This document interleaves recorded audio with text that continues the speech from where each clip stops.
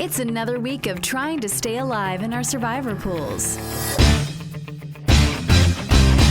Survivor, man, that's like the beer bong of the contest. We got knocked out of Survivor in week 1. I think it's in my rules of Survivor. I think no Jaguars. Every week, you can be done. Survive and advance with us right now on BetQL Daily, presented by BetMGM. Week number 1, most popular play by a mile. If you avoided it, you looked really smart because Cincinnati goes down in flames. Week number 2, the most popular pick, I would not say by a mile because the Chargers were pretty close in a lot of pools, was the Baltimore Ravens. If you avoided it, you looked pretty smart. But it wasn't just the Ravens in week 2. I'd say about 6 of the top 8 picks. You also had Detroit going down, and you also had Philadelphia going down on Monday. As crazy as a finish that was. Most pools, it's 20-some%. My main pool, 29%. As Sammy calls it, the rich people's pool. That's down to 22%, only 45. I was frankly disgusted the other day when we had our friend and guest Frank Schwab on the show from Yahoo Sports talking about the NFL on, and we were just chatting it up during the break, talking Survivor, how crazy it's been. He said he's in a pool that he was kicked out of that they already chopped after 2 weeks. Ridiculous. Well, that was a 6-person league. Some was it some 6? survivors? Yeah, that was it. It's just him and 5 other buddies. Yeah, play it out. What the hell? Can you imagine being in a 6-person survivor and being like, no, hey, let's chop? They better put up $1,000 each at least. Make it worth your while. 6 people. So what the hell?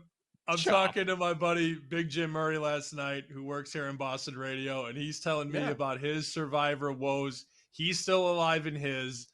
I'm still alive in mine with my friend Matt Lydon in Vegas. Matt and I were texting this morning, and do you want to guess who we're both going to be on? I'll let you guess right now. It's an obvious one, but we have to do it. You know who it is.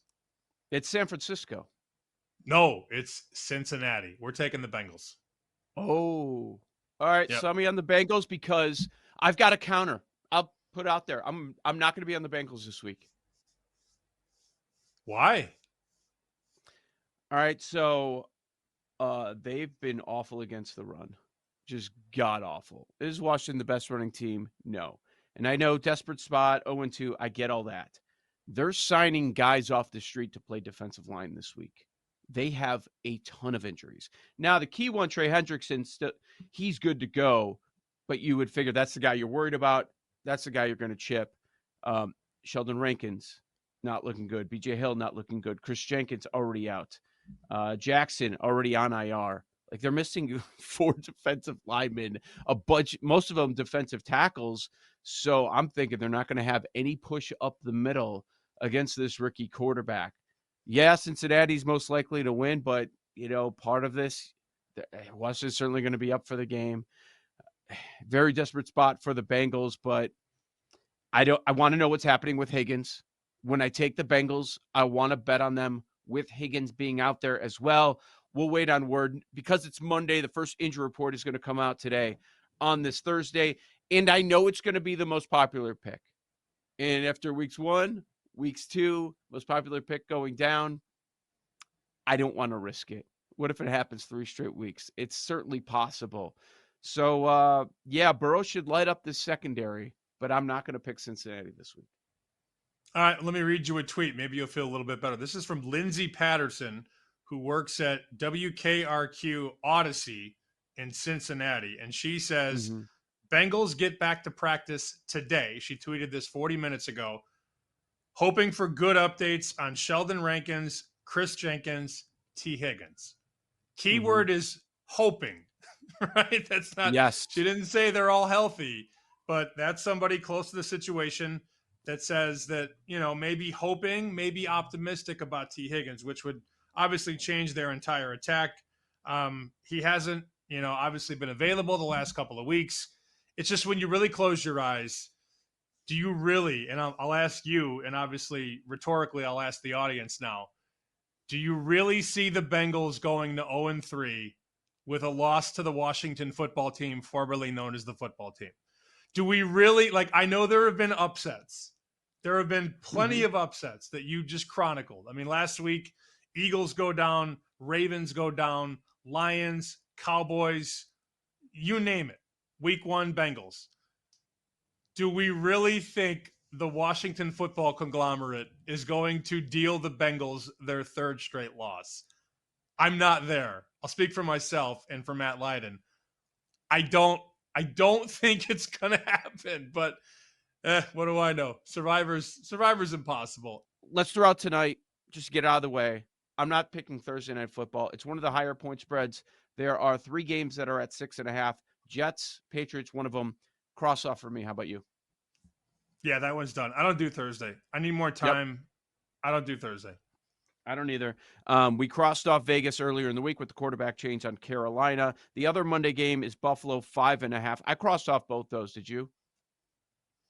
No, I obviously didn't. I'm going to probably take Cincinnati. So then No. talking... No, I'm saying Buffalo and Vegas.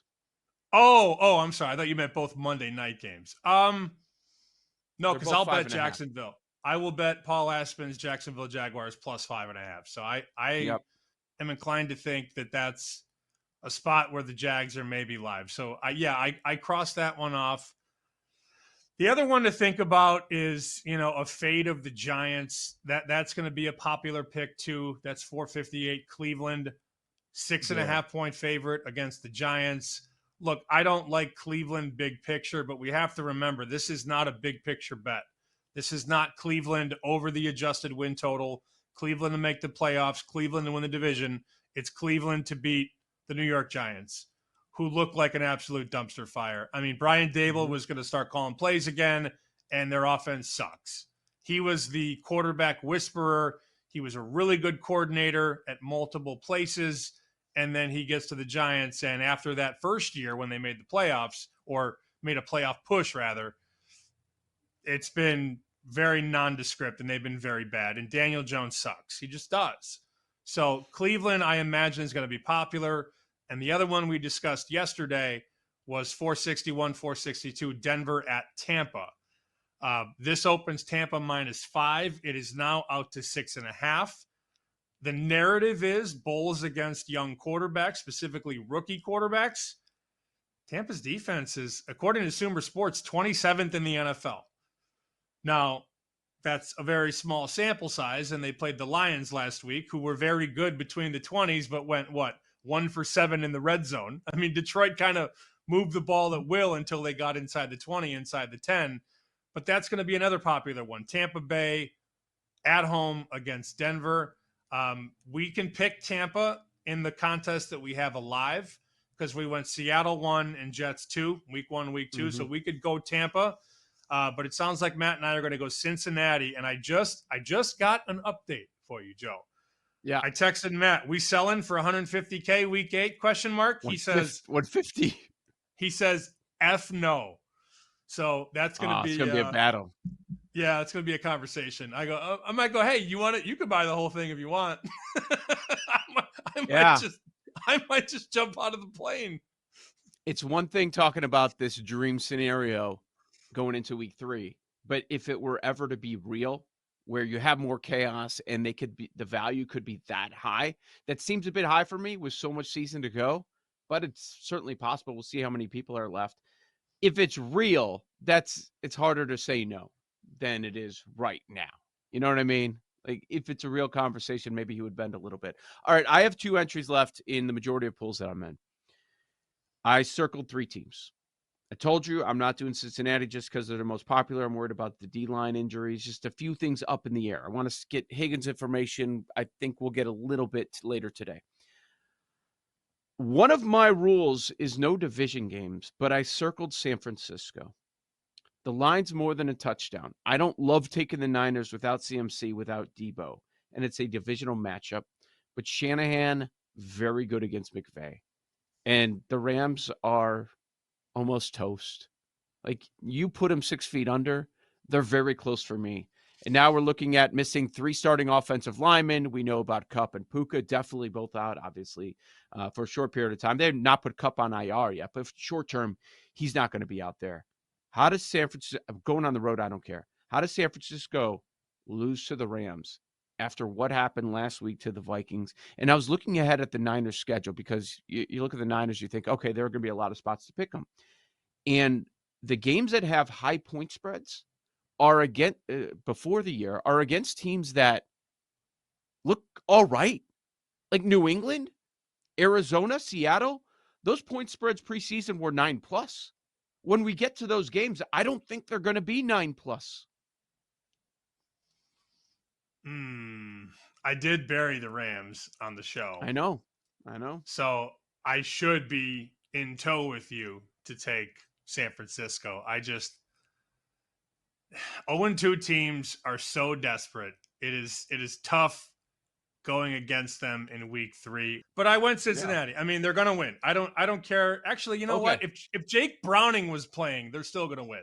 So I am convinced that Joe Burrow and the Bengals are not going to fall to 0-3. Jamar Chase is going to go up. It's funny. Yesterday you were saying, well, Washington has the worst secondary in the league, and now you're they like, stink. well, let's wait for the injury report. Well, I saw all these street free agents that the Bengals are signing. I'm like, oh no, what is happening here? This must be pretty bad. So yeah, I'm waiting until we get an injury report. Here's one from Twitch, twitch.tv/BetQL from Athletic LT. Panthers in Survivor this week? Is that a joke? No more this questions. Is not the first We're time. done. We're It's not the first time I've heard this question. What? Okay, week 3. You got through a really tough part. Maybe the toughest part of the season in the first 2 weeks. And now you want to go Panthers? The 5.5-point underdog on the road with Andy Dalton, who's an upgrade over your last quarterback? Like, I get it. Yes, they're live. But there's like a dozen teams at least that you don't have to use in Survivor. I would put Carolina on that list. You do not have to use every team. I hate it when I hear people say, well, when else are you going to use them? You don't have to use anybody. That's the whole point of this. About half the league you're going to use. Anyways, X questions. That being said, yeah, I love it. Don't do it. I love the aggressiveness. I love the knife. The Carolina knife is amazing. I wouldn't pick them, but I don't hate the attitude. You don't get extra points. You don't get extra points for taking an underdog, right? You're trying, I get it. You're trying to win this. You want good teams left in the end.